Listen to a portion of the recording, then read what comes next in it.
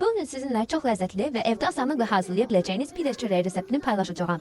Bu resept hem çok doyumludur hem de ayrı süfresi için güzel seçimdir. Evvelce pide için hamuru hazırlayaq. Bir kaba 3 stəkan un əlavə edirik. Üzerine 1 çay kaşığı maya, 1 çay kaşığı şeker ve 2 çay kaşığı tuz əlavə edirik. Sonra tədricən 1,5 stəkan ılıq su əlavə edərək yumuşak bir hamur yoğururuq. Hamur çok bək olmamalıdır. Yaşta yoğurduktan sonra üzerine örtüp istəyərək təxminən 40-50 dəqiqə mayalanmağa qoyuruq. Bu müddətdə hamurumuz 2 qat böyüyəcək və daha yumuşak olacaq. Hamur gələnə qədər işlemimizi hazırlayaq. Əvvəlcə əti çəkirik. Sonra soğanı və biberi xırda-xırda doğrayırıq.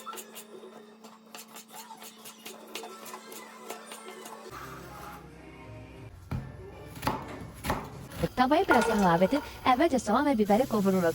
Ardınca çəkilmiş əti əlavə edib birlikdə pişiririk.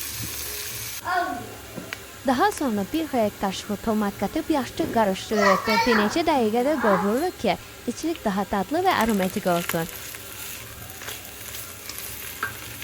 Zövqə görə tuz və üstüd əlavə edirik. Bu vaxt xəmirimiz də artıq hazırdır.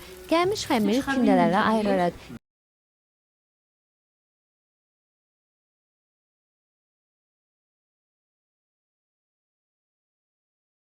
Hər kündənin dairə formasında yayırıq.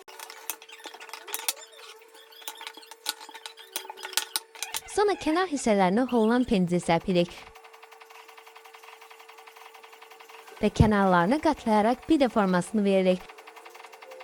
Videonu beğendinizse like etmeyi, kanala abone olup zəng işaretini aktif etmeyi unutmayın. Böylelikle yeni reseptlerimize ilk siz haberdar olacaksınız.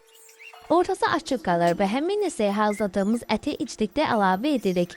Üzərinə isə yenidən biraz Holland pendiri səpirik. Hazırladığımız pideləri 180 dərəcədə əvvəlcədən isidilmiş sobaya qoyub bişiririk. Təxminən 20 dəqiqə ərzində pidelərimiz qızarıb hazır olacaq. Sobadan çıxanda həm görüntüsü, həm də qoxusu inanılmaz olur. Kənarları pendirli, ortası isə sulu və dadlı içliklərlə dolu olur. Əgər siz də evdə fərqli və dadlı reseptlər axtarırsınızsa, bu pide reseptini mütləq sınayın.